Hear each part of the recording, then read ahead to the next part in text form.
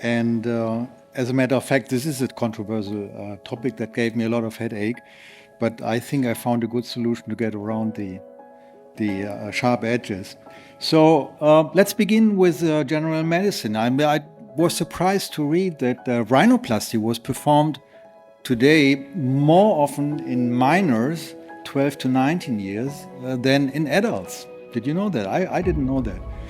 And breast surgery, especially reduction, is even being paid for in Germany by the insurance companies when there's a medical issue in terms of posture and spine problems. So this is a very different situation in ophthalmology, where, as a matter of fact, today refractive surgery in children for now is limited to the treatment of refractive amblyopia. And we all know that amblyopia has to be treated until the age of 6, 7, or 8 years, and after that, doesn't make really sense. But in this nice publication of the American Academy, it's a good wrap up what is known about refractive surgery in children, and there's very little information available.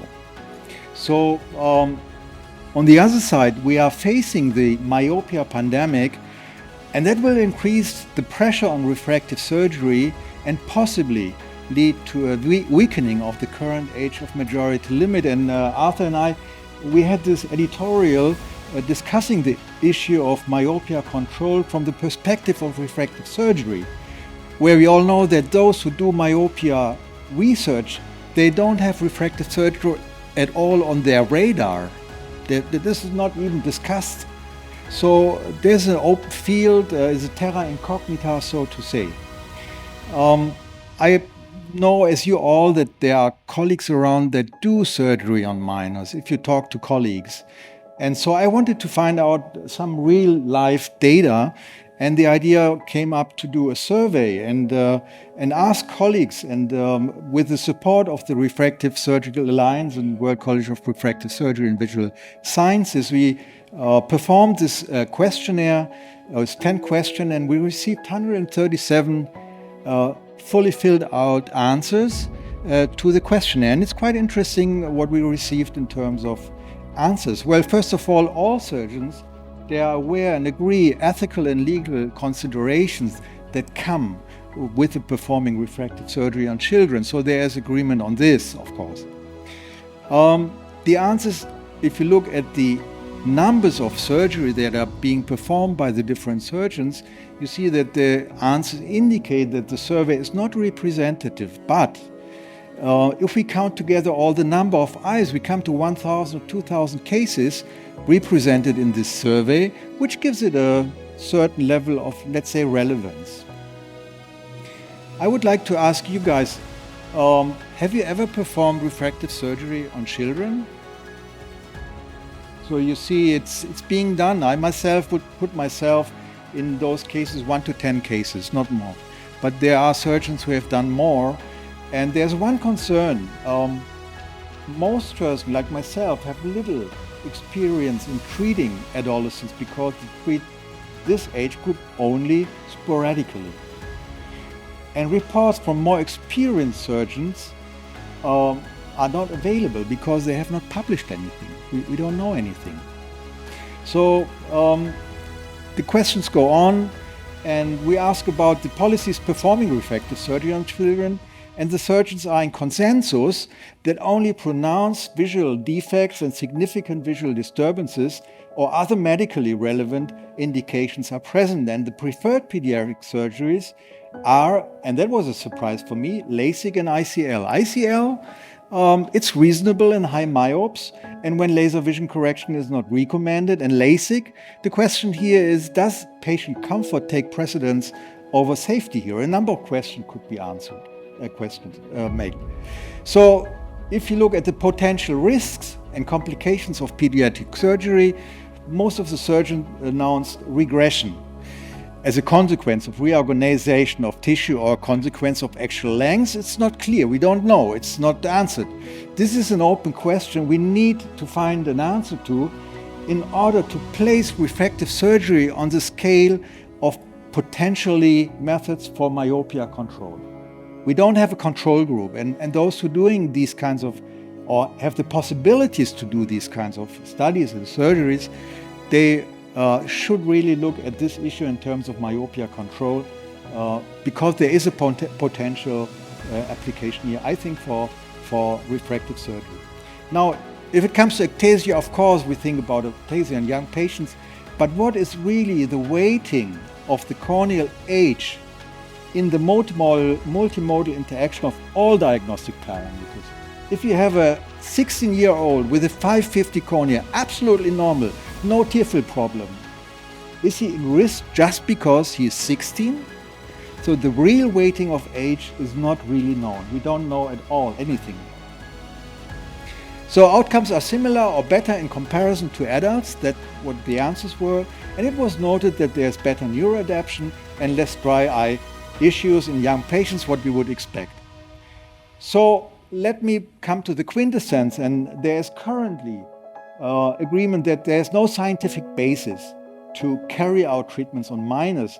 However, it would be desirable to work on the results of the treatment of young adults, as Georges II Alliot has done in this wonderful publication, which received the poster prize last year at the ESCS. It's a very important work because the deductive insight that we gain from this kind of publication can help to secure the treatment of minors in individual cases. I'd like to acknowledge the support of the Refractive Surgical Alliance and the World College of Refractive Surgery, who helped me to perform this survey. Thank you very much to the ASO and for being here, and I'm happy to answer your question. Thank you, Omid, for bringing this controversial topic up. Actually, PRK is the most popular of refractive surgery methods here in Central Europe. You can apply it on some of the kid put asleep. There is no risk of flap dislocation post-op. Is it also the most popular one in Germany, or you have different options preferred? Well, there's very little published in this respect. We only have those cases where refractive amblyopia was the target of treatment, but we don't have publications or papers reporting the method of treatment in minors. But when you talk to colleagues and you ask them, what would you do in such a case, or have you done cases in minors, then in Germany, predominantly PRK is being used. And I think that's good. I think we should, when we treat minors, choose a method that does the least amount of weakening of the cornea. And in this regard, PRK seems to be advantageous compared to LASIK or SMILE. Okay. Any more question to Omid? Yes. Do you think, Omid, that SMILE in children can decrease the ongoing complication that can happen to them when they are adults? I think SMILE is a very promising method, especially for youngsters, because of the absence of a flap, and of course it's much more comfortable than PRK. There's no risk of inflammation or infection, so there is a significant potential for SMILE, and we'll have to see. The main question is that, or the main issue is that we don't have control groups. We don't know in which way the effect of the treatment is in terms of actual length growth. And what I see, I've been performing laser vision correction as yourself, Ashraf, for 30 years or so. And if you look at your recurrence rate, like the case that you have to redo because of regression of myopia, then the rate is far below 5% after 10, 20, 25 years, which is significantly less compared to people who carry glasses, spectacles, or contact lenses. So where are these cases? I mean, there seems to be a slowing of the actual length growth, but this is only, let's say, an impression that I have. I have not really looked at the numbers, and I don't have the actual lengths to compare. I don't have control groups, so I'm not a university hospital.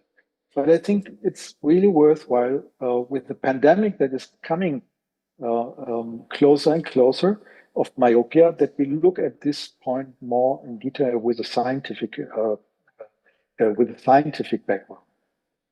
Omid, thank you so much. That was great. And we continue with Ashraf's challenging case.